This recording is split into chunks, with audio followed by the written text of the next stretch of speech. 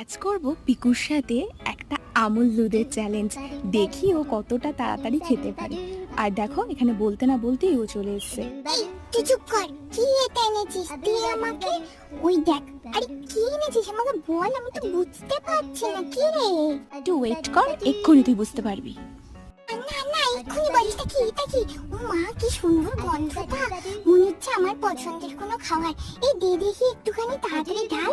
আরে উফ, এত দম না করে ঢাল না বাবা। দেখি তো কি এটা। এই তো আমুল দুধ।